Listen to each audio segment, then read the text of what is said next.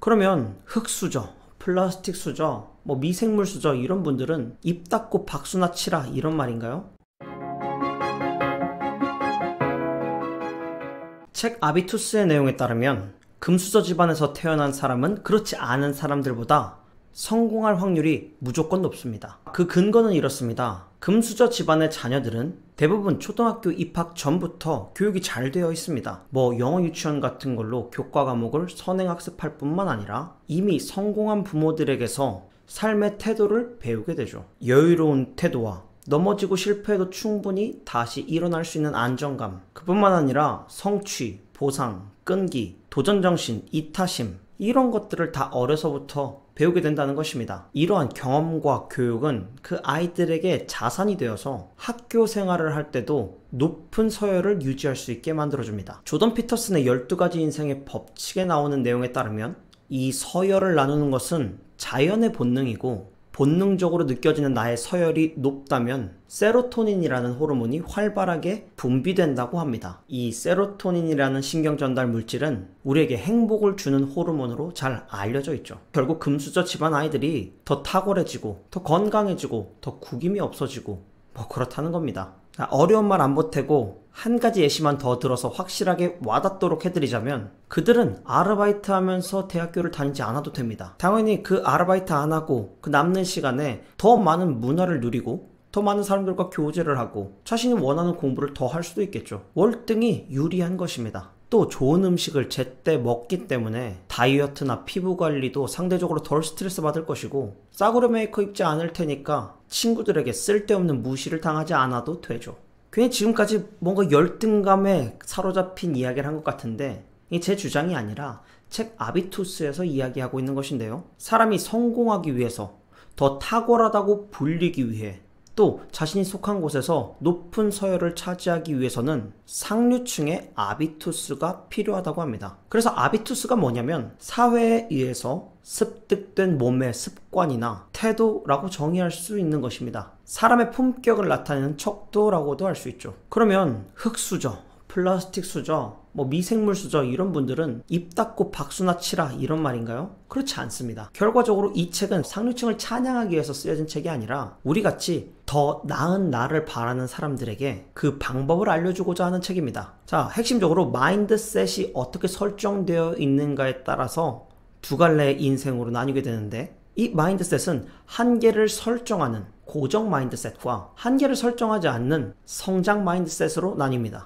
심리학자 가나자와 사토시의 연구에 따르면 고정 마인드셋을 가진 사람은 가정에서 배운 틀을 고집스럽게 유지하게 되는데 오히려 성장 마인드셋을 가진 사람들보다 더 만족스럽게 살고 가족과 친구들을 더 많이 돌보고 돈도 더 많이 번다고 합니다. 물론 새로운 길을 과감하게 선택하지 못하기 때문에 그렇게 고정되어 있기 때문에 다음 계층으로의 도약은 거의 불가능하다고 봐야겠죠. 상류층의 아비투스를 원한다면 상승 기류를 형성할 수 있는 성장 마인드셋을 만들어야 합니다. 그래야 태어난 환경과 상관없이 높은 서열, 곧 세상이 말하는 성공을 쟁취할 수가 있다는 것이죠. 그렇다면 뭘 성장시키면 되는가? 이 책에 따르면 아비투스를 성장시키는 자본이 있다고 합니다. 자본에는 돈과 능력 이외에도 많은 것들이 포함되는데 출신 배경, 인맥, 교육, 관계 맺는 방식, 미적 감각, 말을 잘하는 달변, 적합한 목소리 톤, 당당한 자세, 그리고 낙관주의와 안정적인 정신도 상당히 가치 있는 자본에 해당한다는 것이죠. 이 자본이 인간의 잠재력이 발휘하는 것을 도두기도 하고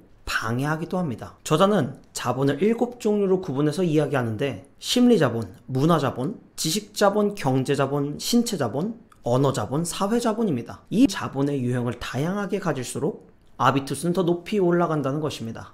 물론 상류층의 사람들은 부모와 조부모에게 상당수의 자본을 물려받은 사람들이죠. 우리는 가지려고 노력해야 하고요. 오늘은 마지막으로 이 7가지 자본에 대해서 간단하게 설명드리겠습니다. 대충 말하니까 뭔지 감이 잘 안 잡히잖아요. 첫 번째 심리자본은 낙관주의, 열정, 상상력, 끈기 같은 것들을 이야기하는데 잠재력을 온전히 실현하느냐 아니면 중간 수준에 머물게 하느냐는 심리적 안정감에 달려있기 때문입니다. 두 번째로 문화자본은 선망과 존중을 받는 코드와 취향이라고 할 수 있는데 몸에 밴 고급 문화와 탁월한 사교술이 고전적인 문화자본이라면 요즘 트렌드는 주의 깊고 한결같은 생활 양식을 가지고 있거나 남들은 하지 않는 용기 있는 기행, 특별한 행동을 하는 것도 문화자본에 속한다고 할 수 있습니다. 세 번째로 지식자본은 졸업장, 학위, 전문지식, 경력, 학술 및 기능 자격증 이런 것들과 같이 자신의 지식과 역량으로 어떤 일을 해내는 능력을 이야기하고, 네 번째로 경제자본은 소득, 현금자산, 부동산, 주식, 연금, 보험, 예상되는 상속재산 같이 모든 물질적인 재산을 이야기합니다. 다섯 번째로 신체자본은 스스로를 얼마나 매력적이고 건강하고 활기차다고 느끼는지에 대한 판단, 그것이 곧 자본이 되는데, 많은 사람들이 이 외형에서 사회적 지위와 내적 가치를 유추하기 때문입니다. 여섯 번째로 언어자본은 유창한 언변으로 사람들에게 다가가고 다양한 관점에서 구체적 또 객관적으로 주제를 설명할 수 있는 능력을 이야기합니다. 이 언어자본에서 특히 중요한 것은 어디에서 무슨 주제를 어떤 방식으로 말할지 아는 것에 있습니다. 마지막으로 사회자본. 이 사회자본은 누구를 알고 있는가, 개인이나 집단과 얼마나 잘 지내는가, 든든한 가족, 훌륭한 롤모델, 도움을 줄 수 있는 인맥과 진정성 있는 멘토, 또는 결정권자와의 친분, 서로를 격려하는 동료, 영향력, 권력 이런 것들이 사회자본이라고 구분되죠. 여러분들에게는 이런 자본이 얼마나 있는지 잘 모르겠습니다. 이미 누군가에게 물려받아 상당히 가지고 계신 분도 있을 것이고, 누군가는 애초에 포기해버렸을 수도 있습니다. 그런데 저는 아까 말씀드린 미생물 수저 중에 한 사람으로서 이 영상을 보는 많은 분들이 고정 마인드셋에서 성장 마인드셋으로 바뀌길 원합니다. 그래서 다음 영상에서는 아까 말한 7개의 자본 중 첫 번째, 상류층의 심리자본을 가지기 위해서 주의해야 할 7가지에 대해서도 말씀드리도록 하겠습니다. 깜깜한 골목길이 무서운 것처럼 불안은 무지로부터 옵니다. 저는 당신이 꼭 필요한 지식과 지혜를 얻어 인생의 평안을 누리시길 원해 오늘도 영상을 찍었습니다. 여기까지 들어주어 고맙습니다. 안녕!